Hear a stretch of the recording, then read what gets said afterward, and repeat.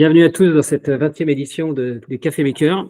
Pour rappel, les Café Makers, c'est un moment de partage numérique en digital avec des gens qui sont à distance, pour l'instant partout en France. On a la chance aujourd'hui d'accueillir Mickaël, qui va surtout lui-même nous accueillir. Mickaël, c'est un ancien décathlonien qui a décidé de tout faire par lui-même, habiter en tiny house et puis d'apprendre la chaussure sur mesure. Il va nous expliquer tout ça. Donc je le remercie chaleureusement pour cela. Mickaël, c'est à toi. C'est gentil, bon, merci à tout le monde aussi d'être connecté. Ce que je vais faire, on va faire quelques règles de la présentation, on n'est pas beaucoup, donc n'hésitez pas à me couper. Mais littéralement, pendant l'exposé, je vais me mettre juste sur la présentation, moi, pour pouvoir passer les slides. Donc n'hésitez pas, au lieu d'envoyer des messages dans le chat, vous pouvez faire, mais plutôt à me couper, à prendre la parole. J'essaierai de faire des temps de pause pour que vous puissiez poser des questions si vous voulez. Sachant que voilà, sur la présentation, il y a un petit quart sur moi, ma vie, mon œuvre, comment on est dans le milieu. Et ensuite, un peu de présentation de l'atelier, pourquoi j'ai fait des changements, quelques anecdotes récentes de ma vie et liées voilà, aux thématiques de l'emploi, du travail, de l'artisanat, etc. Et puis voilà, ce sera bien. Donc n'hésitez pas. Je vais couper aussi ma caméra pour avoir un peu plus de débit, pour être sûr que tout se passe bien niveau, on va dire, vocal. Je reprendrai la vidéo à la fin pour vous montrer les trucs que j'ai à côté de moi. Voilà. Ok, c'est bon pour tout le monde? Allez. Alors, du coup, le but c'est que je vous passe. On va parler un peu de chaussures parce que moi, du coup, je suis un grand fan de chaussures. Et donc, du coup, une grande partie de l'exposé après ma vie, c'est beaucoup sur la chaussure et sur la thématique des low-tech. Donc, c'est un peu de ça qu'on va parler on va dire le plus de manière globale dans l'exposé. Donc j'espère que vous voyez bien. Donc ça c'est moi à gauche en train de traficoter une plaque en cuivre pour ma cuisine. Et à droite c'est l'intérieur de ma tiny house. Donc du coup moi un peu pour faire simple, je vais faire ma vie récente, c'est que j'ai été du coup ingénieur du coup de l'UTC de Compiègne. Pendant 5-6 ans, j'ai été du coup à tour du coup en stage chez Adidas. Et là, il y a du monde qui passe dans la rue. Et puis après, du coup, j'ai été du coup ingénieur chez Decathlon sur la chaussure et sur les produits optiques. Et le Covid a été un peu un moment fort où j'ai pu, du coup, pendant le Covid, avoir plusieurs petits projets annexes. C'est-à-dire que j'habitais sur l'île à l'époque. Et j'ai pu, par exemple, pendant les premières semaines du Covid, partir aider à monter une usine de fabrication de blouses au sein du CHU de Lille. Du coup, j'étais une de ces personnes qui ont quasiment fait des burn-out pendant le Covid. Parce que du coup, on partait de la maison à 7h30 du matin, on revenait, il était 13-14h, mais on n'avait pas fait un moment de pause et on avait fabriqué des blouses pour le CHU. Et donc, du coup, à ce moment-là, on avait un peu de temps et avec mon frère qui a fait des call boules en ébénisterie, on a commencé à dessiner des petites maisons en bois et ça a amené que beaucoup de réflexions sur le travail que je faisais. Je vais en revenir dessus sur comment apprendre et qu'est-ce que je voulais apprendre après et quand je voulais continuer ma vie.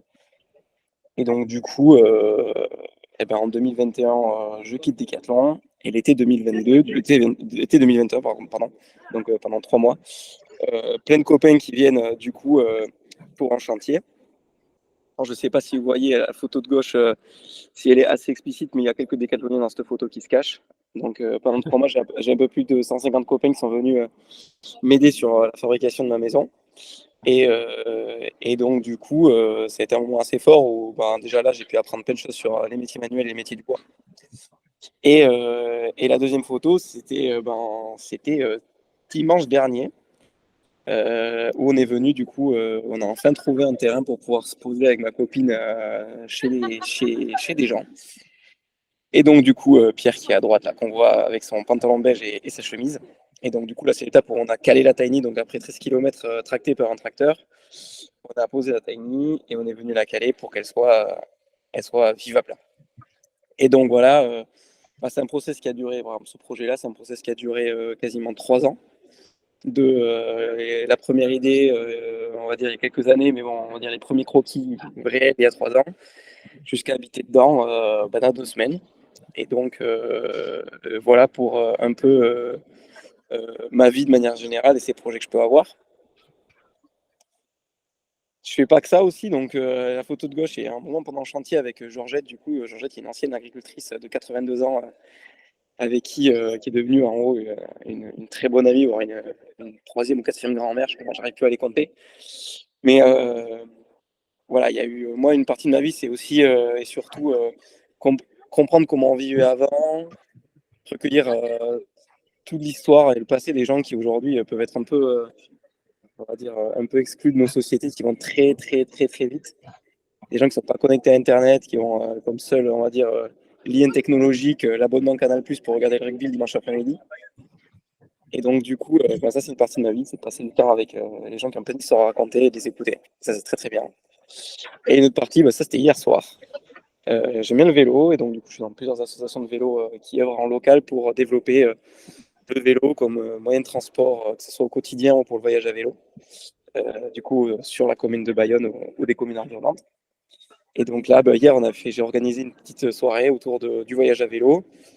Donc, on a eu des gens qui faisaient 400 km par jour et d'autres qui faisaient 40 km par jour et qui avaient des visions totalement différentes du voyage à vélo et qui pourtant étaient autour de la même machine. Et ça, c'est un peu aussi ce que je fais, œuvrer dans le tissu associatif qui œuvre pour le bien commun et qui permet toujours de s'ouvrir à d'autres profils, à d'autres personnes qu'on n'a pas forcément l'occasion de voir dans nos métiers ou dans nos groupes sociaux dans lesquels on peut être des fois un peu enclavé parce que le recrutement, on recrute des ingénieurs, on recrute des choses comme ça, et donc du coup on reste entre personnes qui ont fait beaucoup de niveaux d'études, et des fois faire un pas de côté, ça fait du bien autant à notre curiosité que à notre humilité.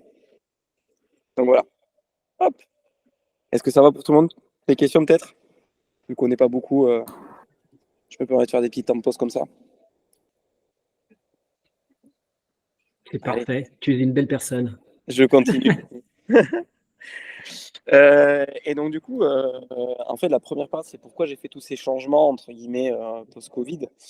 Euh, la première chose, c'est que pendant ma période décathlonienne, bon, chez Decathlon, il y a la chance de pouvoir rencontrer des gens qui font plein de métiers différents, qui ont plein d'expériences différentes, la chance de pouvoir se former autant sur le technique que sur la partie humaine.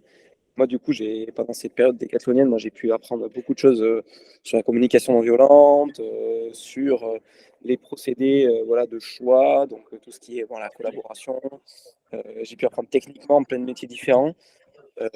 Voilà, les métiers autour de des métiers autour de la chaussure, des métiers autour de l'optique. Bon, voilà, je ne pourrais pas citer toutes les choses que j'ai apprises, tellement il y en a. Mais ce qui est sûr, c'est que en fait, je me suis trouvé un moment où je ressentais pendant un long moment, ça a duré grosse année et demie, voire 2 années, où en fait je me sentais plus dans un milieu dans lequel j'avais des facilités à apprendre. Il y avait un peu un phénomène d'accoutumance en fait. Moi j'aime bien, je peux faire aussi l'analogie par rapport au vélo. Mais le vélo, c'est quand on commence à pédaler, qu'on commence à apprendre beaucoup de choses. Quand on commence voilà, vouloir monter sa tente un soir et qu'on s'est dit, en fait, j'aurais dû regarder, j'aurais dû la monter à la maison. Et là, je suis bien emmêté à la montée.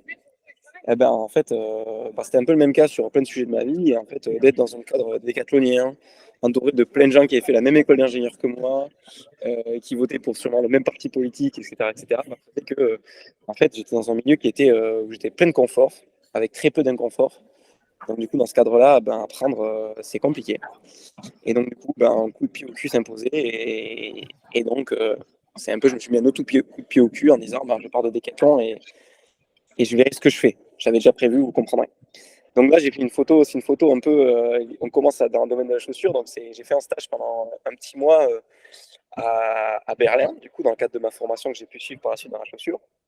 Chez Mathias Winkler, qui est en gros un bottier, lui, il est designer, mais en fait, il bosse avec des bottiers traditionnels et il les amène vers du recyclage, de l'upcycling, comme on pourrait appeler chez nous, avec une ligne un peu différente je pense que tout le monde, peut-être dans cette conférence, connaît les sacs de la virgule ou les jolis caleçons du slip français. En tout cas, un peu l'esthétique un peu épurée qu'on peut avoir en France dans toutes les boîtes qui se montent autour du recyclage, des chaussures Veja, etc., etc. Et Mathias, il va plus loin dans le recyclage, il va aussi plus loin dans l'esthétique. Il se dit, moi, j'ai envie de faire quelque chose qui me répond, qui me ressemble. Et donc, du coup, ce qui était marrant, c'est que pendant ce stage, j'ai appris beaucoup de choses techniquement déjà, mais j'ai aussi appris beaucoup de choses sur, en fait, de faire des choses qui ne sont pas forcément polissées. pas forcément entre guillemets, totalement utilisé d'un point de vue marketing pour plaire au plus grand nombre, mais dire en fait, si on fait déjà, on vend déjà 20 paires de chaussures par mois, c'est très très bien. Le business peut fonctionner comme ça et stagnera peut-être, mais fonctionnera. Et on se paiera tous un peu en faisant des chaussures, mais au moins on ne se mettra pas de côté notre identité. Et donc du coup là par exemple, c'est des chaussures qui sont faites avec des gants de ferronnier parce qu'on sait couper un ferronnier. Des chutes de cuir qui sont prises dans des stocks de l'armée autrichienne de l'époque, parce que Mathias est autrichien à la base. Et du coup, le montage est un montage pur traditionnel. Donc, si on démonte la chaussure, ah ben, on verra que la chaussure est faite comme si un de nos compagnons du devoir en France l'avait faite. Et donc, voilà, du coup, voilà, ça permet de comprendre un peu la démarche, l'étape de démarche. La deuxième, c'est que je me suis posé la question, en fait, quand chez Decathlon, voilà, on a plein d'autres boîtes, ou chez Decathlon, d'autres gros groupes. Je pense que tout le monde qui est autour de dans cet audio, il y a peut-être des gens de chez Auchan, des gens d'autres groupes. Mais dans la transformation de nos sociétés, dans les transitions, que ce soit énergétique, sociale, voilà, humaine, il y a plein de transitions à faire dans nos sociétés. En fait, quand on est grand, il y a plein de gens qui sont prêts à nous aider contre quelques deniers, qui ne représentent pas forcément grand-chose face à la somme d'argent qui peut graviter autour de nos projets. Et donc, du coup, là, j'ai pris c'est un petit screenshot du groupe Fashion for Good. Voilà, il y a sinon, en fait, dans chaque Fashion for Good, il y a plein de marques, des petites et des grandes, mais des marques, c'est-à-dire genre structurées, qui ont un financement, qui ont souvent un site de e-commerce, plein de choses comme ça. Et je me suis dit, en fait, boulanger d'à côté de chez moi, comment il fait pour fonctionner dans sa transition, en fait? Parce que lui aussi, il doit sûrement il a sûrement un four qui fonctionne au fuel pour la majorité ou au gaz, comme la majorité des boulangers de quartier. Et en fait, qui aide les petites structures aujourd'hui pour transitionner vers un monde durable? Parce que je rappelle qu'il faut que tout le monde mette la main à la pâte et pas que les gros groupes. Donc du coup, je me suis posé la question voilà, de la fameuse idée de la raquette avec les trous, donc, de comment faire en sorte que les trous soient les plus petits possibles. Et du coup, comment moi je pouvais aider justement à densifier ce maillage d'aide dans la transition. Et voilà, petite anecdote, du coup, ça c'est un des constats. Petite anecdote, par exemple, moi, dans le cadre de mon projet d'entreprise, c'est la Chambre des métiers de l'artisanat qui m'a accompagné. Et pendant une information, je leur ai posé la question aujourd'hui, qui s'occupe sur la Chambre des métiers de l'artisanat du Pays Basque de fournir de l'information sur la transition, sur les analyses de cycle de vie, de services et de produits que des gens qui se lancent dans l'artisanat, du coup, pourraient avoir pour commencer la phase de dévolution. Et la réponse est il n'y a personne et on ne demande rien. Donc voilà, il y a plein de choses à faire. Les bras sont tendus et c'est un milieu qui mérite aussi qu'on s'y attache. Et troisième point, moi j'ai lu un livre, je vous donne ce livre qui s'appelle Le cœur des femmes, qui est un livre assez intéressant à lire. Et en fait, moi j'avais besoin de passer de la posture de prescripteur à la posture de médiateur. Et pour faire résumer, c'est en fait de sortir un peu, de dire on fait un persona et on fait une paire de chaussures pour le groupe qui sont la femme de 58 ans qui se remet au sport mais pas trop et qui a du coup besoin d'un amorti-temps et donc du coup et du coloris fuchsia, noir et marron. Et pour passer à plutôt la posture de médiateur et d'être plutôt dans l'écoute et d'être en capacité de pouvoir accueillir des gens, les écouter et les accompagner dans leurs besoins réels et non pas quelque chose qui avait été étudié auparavant. Donc d'être vraiment dans l'étude par rapport à un besoin réactif et non pas un besoin entre guillemets du coup poussé. Et donc moi c'est un peu dans ces transitions-là que je me suis posé la question de quel métier je voulais faire. Et du coup de me dire voilà, j'ai envie d'arrêter parce que j'ai fait une présentation, d'inonder le marché de produits et de le retrouver du coup en amont ou par la suite par des techniques marketing, de retrouver des gens à qui les vendre, mais plutôt de me dire en fait j'ai un lieu où moi-même je suis en position de posture où j'attends que les gens viennent à moi. Mais je leur dis que je suis là. Mais j'attends que les gens viennent à moi pour pouvoir les accompagner dans leurs problèmes et résoudre des problèmes. Il y a quelqu'un qui a parlé? C'est mon téléphone, désolé. Ah pardon, il n'y a pas de souci, c'est juste s'il y a une question, n'hésitez pas quoi. Et donc du coup, moi je me suis posé ces postures-là et c'est comme ça que du coup est venu le projet du coup de monter que je viendrai un peu plus précisément. Un atelier de chaussures qui œuvre et œuvrera, parce que je fais une reprise d'atelier, vous comprendrez, qui œuvre et qui œuvrera autour de 2 thématiques qui sont la réparation de produits et la fabrication de chaussures pour personnes avec des problèmes de santé, donc des chaussures orthopédiques. Et donc, du coup, c'est un métier qui est lié à la sécurité sociale et je reviendrai par la suite. Et donc, du coup, bon, l'atelier quoi? Bon, là, il y a un peu écrit, mais des fois, ça permet à des gens de comprendre qui on est. Donc, moi, du coup, mon projet, c'est 2 personnes, c'est Didier et moi-même. Et donc, du coup, bon, moi, je vois ce que j'ai dit, hein, j'ai fait une école d'ingénieur, j'ai fait plus de 5 ans chez Decathlon et chez Adidas. Depuis 2 ans, moi, je me reforme dans la cordonnerie et la botterie. J'ai passé un premier CAP il y a l'année dernière autour du patronage de chaussures, donc les plans de chaussures. Je ne sais pas si tout le monde a les sites. Et la création de chaussures, de petits ateliers de chaussures. Et donc, du coup, moi, ça fait 1 an que je travaille de manière totalement illégale au sein de l'atelier de Didier, vu que je suis encore au chômage et que je n'ai pas de contrat de travail. Mais voilà, et du coup, depuis 1 an, je travaille chez lui, mais surtout, et aussi, je monte le projet de reprise d'atelier. Parce que voilà, c'est un sujet en soi. Didier, il n'est pas neutre aussi. Didier, du coup, le monsieur avec qui je monte le projet, qui restera dans l'activité, mais de manière partielle, par du coup les thématiques qui sont d'avoir utilisé des cols avec des solvants pendant plus de 40 ans de sa vie et sans protection, bah, il a Parkinson. Donc voilà, c'est comment on fait pour communiquer avec ses collègues quand ils sont en bonne santé, déjà c'est un sujet, mais quand ils ont Parkinson, c'est un autre sujet. Donc la reprise prend du temps, c'est un projet qui prend du temps parce qu'il faut accompagner aussi Didier dans le changement, dans d'autres modes de fonctionnement qui n'ont pas été les siennes depuis 40 ans. Et donc du coup, voilà, c'est un peu une alchimie qui se crée entre nous deux et une conduite du changement qui prend d'autres allures quand on a quelqu'un qui a Parkinson et qui oublie pas mal de choses et qui se voit aussi un petit à petit se réduire en force au fur et à mesure que le temps passe. Mais bon, c'est pas pour autant que Didier, c'est pas quelqu'un d'exceptionnel et il a l'habitude de passer pas mal de journées d'aller ramasser les myrtilles. Il en fait des confitures avec sa femme, donc on rigole bien et c'est un atelier qui est plein de vie entre ses anecdotes de toute sa vie et moi et mes idées toujours un peu folles. Et du coup, ce que je disais, bon, il n'y a aucun cordonnier qui a été mis à mal lors de cette prise de photo, vous inquiétez pas. Mais le projet de l'atelier, du coup, c'est des chaussures orthopédiques, c'est-à-dire que les gens viennent avec une prescription de médecin. Ouais. Désolé, j'ai la collègue qui me parle. C'est une question, il n'y a pas de souci.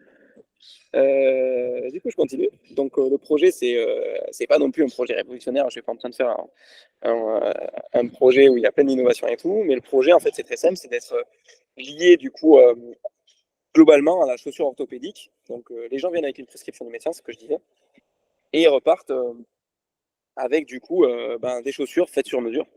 Donc, nous, on travaille, je vous montrerai après, à la fin, je prendrai un petit temps, on va se prendre 2 minutes pour montrer un peu ce qu'on fait.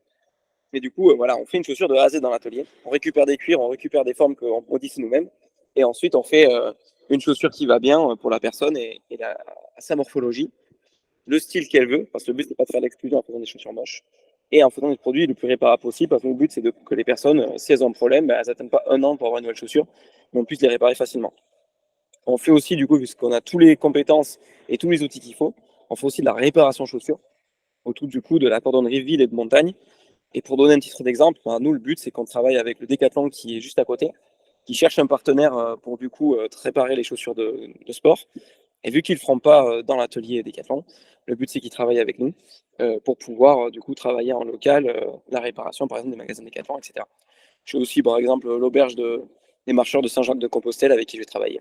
Vu qu'on fait les chaussures sur mesure, on proposera aussi une offre de service de chaussures sur mesure ou demi-mesure. Mais je vais pas y revenir là-dessus.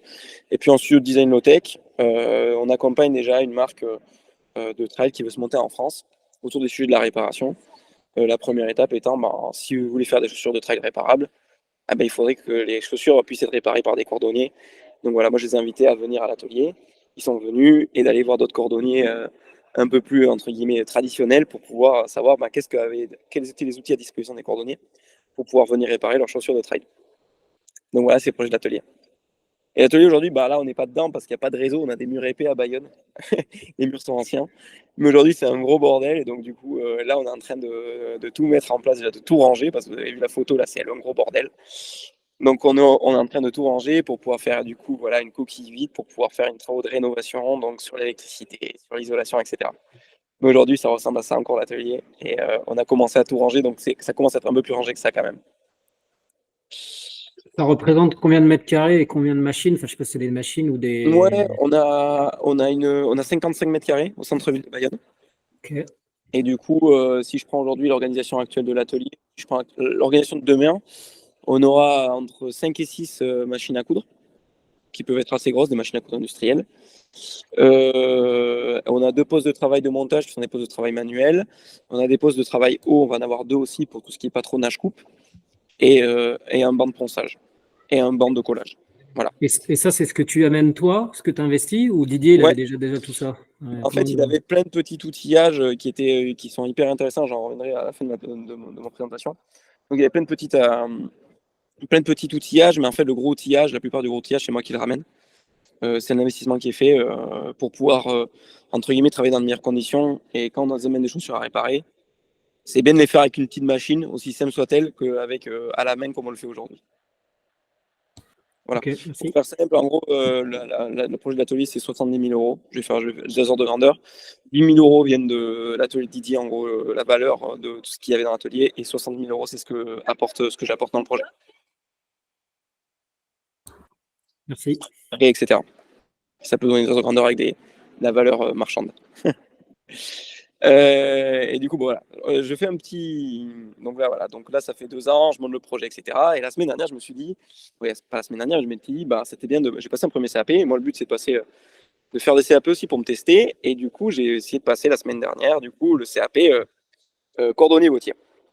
Et j'aime bien cette phrase de Montaigne. C'est bien Montaigne qui l'a écrite, du coup, en 1588, qui est que sur le plus haut trône du monde, on n'est jamais assis sur son cul. Donc moi, ça fait voilà, 4 ans, plus de 4 ans d'expérience dans la chaussure, Adidas, Decathlon, des gros noms. Moi, 2 ans, j'ai sillonné l'Europe, je suis revenu en stage chez Decathlon. J'ai fait des modèles, bah, ça c'est un modèle que j'ai fait de chaussures pour mon frère, en sur-mesure. Les chaussures sont parfaites, blablabla. Et je me dis, bon, voilà, ça fait 2 ans que j'ai changé, ça fait 6 ans d'expérience dans la chaussure, je vais me lancer, cordonnier bottier, et je vais essayer de passer le CAP. Et puis, bah, en fait, je sais pas si vous voyez l'état de mon pouce. Désolé, c'est un peu cracra, mais je voulais vous montrer. Et donc, du coup, bah, je me suis pris. J'ai réussi à. Donc voilà, j'ai passé les épreuves du CAP et ça a été vraiment une claque. Vraiment une claque. C'est-à-dire que ça a été 2 jours. Les épreuves écrites ont été plutôt simples. Mais l'épreuve technique, ça a été vraiment un travail de. J'ai eu 15 heures d'épreuve technique où j'ai pas pris une seule seconde de pause où voilà, il s'est passé plein de choses, où voilà, j'ai pris une claque. Donc, en 3 temps, parce que le premier temps, ça a été le premier jour, où j'ai pas arrêté voilà, je n'ai pas arrêté une seule seconde. Le deuxième temps, c'était la deuxième journée, où jusqu'à la dernière seconde, j'ai fait des points du coup à la main, où j'ai découpé de la matière, etc. Et le troisième temps, bah, c'est un peu la digestion qui est en train de se faire, où je me suis dit, bah, moi, c'est un peu un appel que je vous fais, c'est à chacun et chacune dans vos métiers. Essayez de regarder l'équivalent le plus proche du CAP que vous pouvez avoir, essayez de passer en candidat libre, avec un peu de préparation, parce que je m'étais préparé quand même, et voyez où vous en êtes. Et des fois, on se dit, bon, le CAP, c'est rien. Et ben, franchement, ça a été une claque.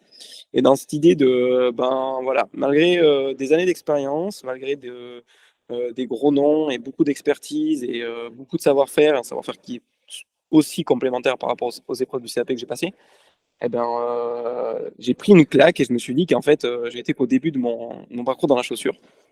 Et du coup, voilà, c'est un peu une invitation que je vous fais. C'est pas forcément, ça prend pas forcément de temps. C'est 1 ou 2 journées dans une année en CAP.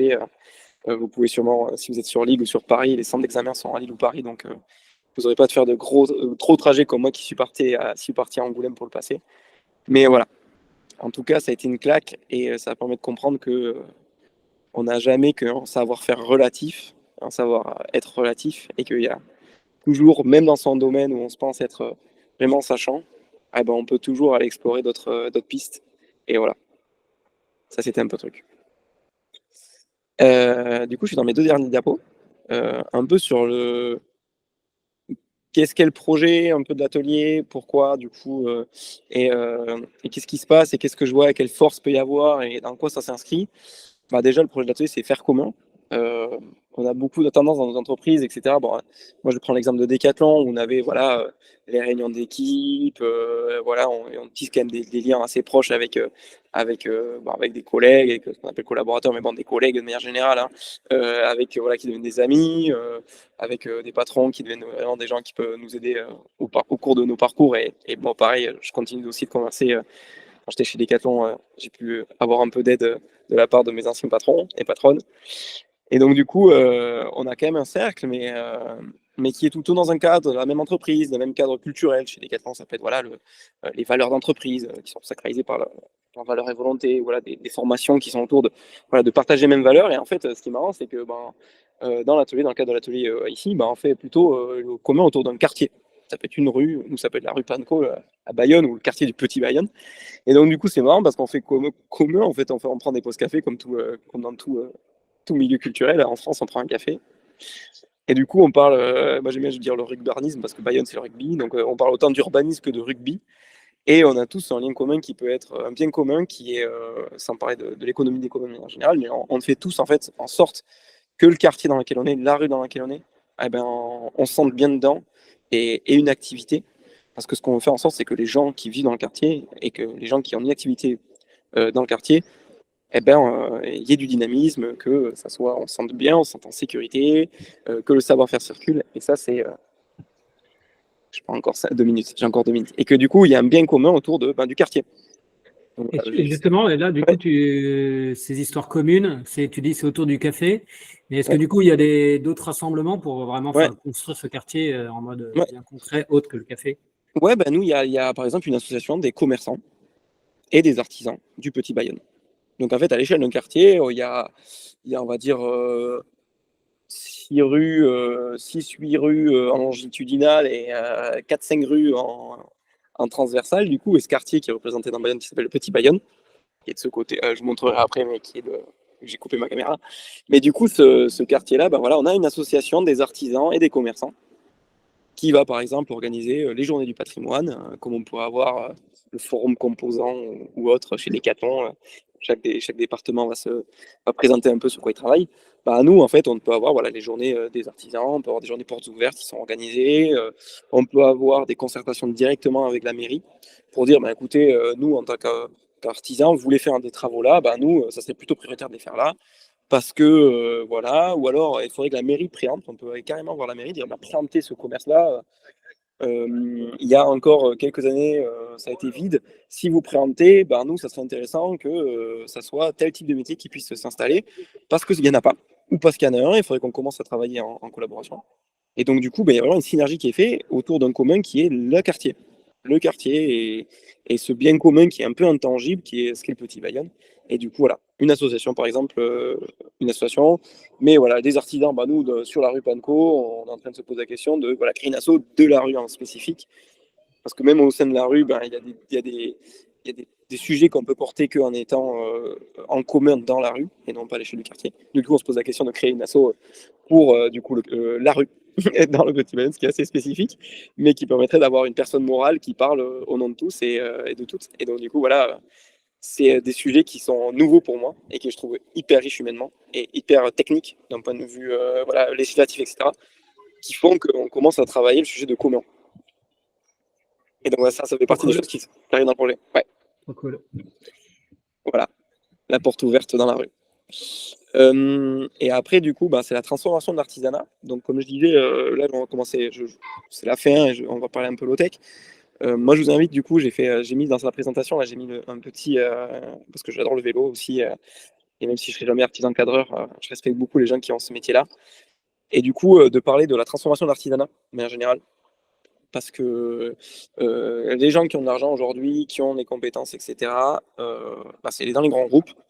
Donc, que vous soyez chez Auchan, chez Leroy Merlin, chez Decathlon ou n'importe où, Chanel, il y a énormément de moyens financiers et humains pour les moyens de transformation qui peuvent être changer de business model, travailler avec des experts du domaine, aller à la rencontre d'universitaires qui travaillent et qui vont prêter des stagiaires ou qui vont envoyer de manière très, très intéressée les stagiaires chez vous. Bref, il les gros ont moyen de transformation, mais l'artisanat, c'est quand même, je veux dire, un plaquiste, il se pose aujourd'hui pas la question de comment il va faire pour, s'il n'y a plus de pétrole, pour transformer son activité, pour voilà, que le pétrole l'essence qu'il met dans son camion pour faire son activité, comment il fait. Et aujourd'hui, il n'a pas le temps et il n'a personne qui va être une référence un peu sur la transformation du métier. Et donc, du coup, c'est important que les métiers de l'artisanat aussi évoluent. Et donc, du coup, Joli Rouge, par exemple, c'est un artisan cadreur qui s'est dit, en fait, dans ses dernières réflexions, en plus de passer à se dire, des fois, de temps en temps, c'est quand même pas trop mal de savoir utiliser une machine à commande numérique pour pouvoir fraiser quelques pièces et pas faire que à la main parce qu'on perd du temps et on n'est pas forcément très efficace aussi d'un point de vue environnemental.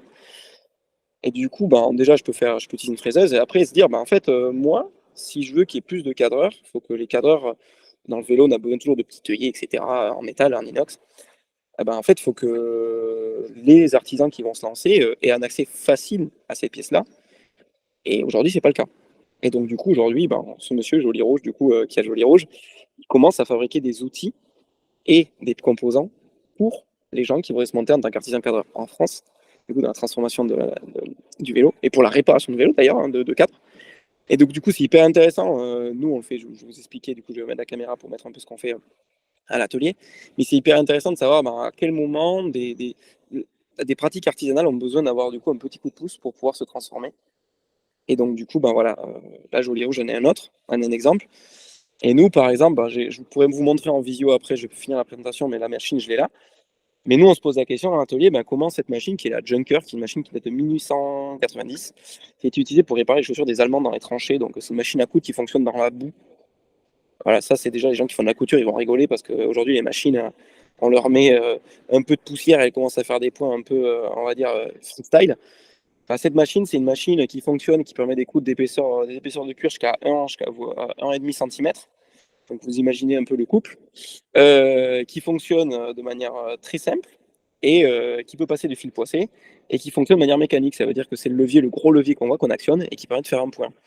Donc faire un point à la main sur une épaisseur de cuir de 1,5 cm, ça prend entre 30 secondes et 1 minute, voire 1 minute 30 pour les gens qui commencent dans le métier. Ça prend une fraction de seconde en fait. En 1 seconde, on fait le bras de levier, on fait 1-2 et c'est fait. Et donc du coup, là, on commence à toucher un peu la transformation des métiers artisanaux et de l'OTEX, c'est dire, en fait, dans la transformation des métiers, on peut y mettre aussi un peu de philosophie. Et du coup, de dire, peut-être que l'artisan de demain, on veut dire qu'il fera de l'impression 3D, il va peut-être pouvoir utiliser des machines qui vont un peu de manière mécanique venir augmenter sa productivité quand même de rapport de 800% pour mettre des chiffres derrière. Si on doit couper le temps en temps, du coup, en efficience de couture du temps de la semelle, par exemple, dans cet exemple-là. Et donc, du coup, nous, on va essayer de se placer dans l'atelier en disant, nous, on veut quand même être capable, si demain il y a un choc pétrolier, de quand même continuer d'accompagner les personnes qui sont en situation de handicap à faire des chaussures durables. Et donc, du coup, par exemple, la Junker, on en a 3 et on va en désosser 2. Et on va en garder une fonctionnelle et tout à fait neuve. Et on va en désosser 2 et on va essayer de mettre des étudiants sur le coup pour dire, en fait, comment elle a été conçue, qu'est-ce qui fait qu'elle est si particulière cette machine. Et basé sur ces principes-là, est-ce qu'on ne peut pas penser les machines à coudre de demain qui fonctionnent malgré la poussière d'un atelier, malgré l'absence d'électricité, juste en permettant, à partir d'un mouvement de levier ou un mouvement de levier de rotation, de venir faire un point de machine à coudre, un pré-perçage, etc., etc. Donc voilà, je vous remercie pour votre écoute. Je vais reprendre juste un peu la main sur la caméra. Hop. Normalement, il nous reste 5 minutes. Mais je pourrais répondre à des questions plus tard et vous avez mon contact. En gros, du coup, ici, à l'atelier, donc on part de ça, d'une forme qu'on traficote un peu. Je ne sais pas si vous voyez bien. Yes. C'est bon pour tout le monde. Et on finit par faire des chaussures comme ça. Donc ça, c'est des chaps d'équitation sur mesure. Avec un petit travail de mi-bottier, mi-ingénieur qui fait qu'on fait un rainurage à l'aplomb du coup du pied. Donc à l'endroit où on ne sent pas vraiment ce qui se passe au-dessous du talon pour pouvoir faire des chaps qui se démontent. Et du coup, ça permet d'avoir des chaussures qui sont et avec des guêtres et sans guêtres sur mesure. Et du coup, ça, c'est beaucoup de travail de patronage, donc qu'on appelle de l'ingénierie chaussure dans nos métiers. Et beaucoup de travail de couture à la main, de gestes manuels qui nous permettent de travailler ça. Donc là, on a de l'ingénierie. Là, on a de l'ingénierie et du manuel. Et du coup, la couture sur le côté, elle a été faite avec ce que je vous montrer. Alors, c'est un peu lourd, je vais essayer de pas faire tomber ça sur l'ordinateur. Mais avec ça. Donc, du coup, on a fait la couture petit point pour ceux qui veulent les mots techniques en 2 minutes par pied, au lieu de 1h30, entre une demi-heure et 1h30, par une machine qui a 100 ans. Donc, dans l'industrie, ils vous diront, ouais, mais il y a des machines, et on en aura une dans l'atelier qui fait ça en 30 secondes. Mais entre déjà 1 heure et 2 minutes, on a déjà gagné pas mal. Est-ce qu'on a besoin de gagner encore 1 minute de plus?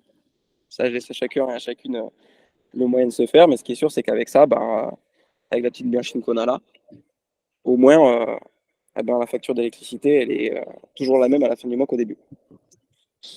Donc, j'espère que ça vous aura permis de lancer d'autres choses. Si vous passez à Bayonne, nous, on est en travaux jusqu'au début mi-août. Donc, à partir de septembre, je vous accueillerai avec beaucoup de plaisir. Faut pas hésiter. Et puis, s'il y a des questions, je suis là pour y répondre. Excellent, merci Mickaël. C'était riche, c'était même plus qu'au démarrage. On a parlé plus que chaussures. Tu as inspiré sur plein d'autres trucs. Donc c'est top. Donc effectivement, s'il y a des questions, allez-y. Salut Mickaël, c'est Audrey. Merci pour la presse. Tu avais parlé de réparation de la chaussure. Ouais. Vous avez déjà entamé ça avec Decathlon et est-ce que tu sais déjà ce que tu sais réparer et ce que tu ne sais pas réparer? Ouais. En fait, moi, j'ai commencé, du coup, on va travailler fortement sur les chaussures dont je possède le composant. Donc, j'ai commencé un peu à discuter avec l'atelier Decathlon de Anglet sur le sujet, c'est-à-dire que s'il y a entre guillemets, si je peux mettre une semelle Vibram équivalente sur une semelle d'usure, je sais faire tous les chaussons d'escalade, parce qu'on a les plaques qui vont bien pour ça, et les presses avec moulage, et les cols qui vont bien de partenaires industriels qu'on a. Par contre, typiquement, si je prends l'exemple de la dernière chaussure de trail de Decathlon, moi, j'ai pas accès aux composants, par exemple, mais je dis ça pour plein d'autres chaussures. Je dis ça au Soulor, je dis ça à Paraboot.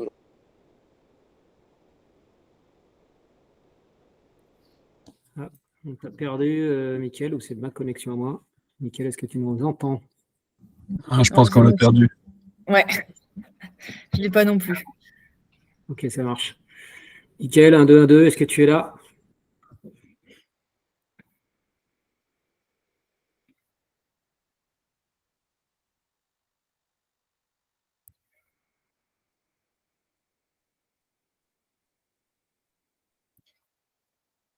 Il y a trop de soleil à Bayonne et l'ordi a surchauffé.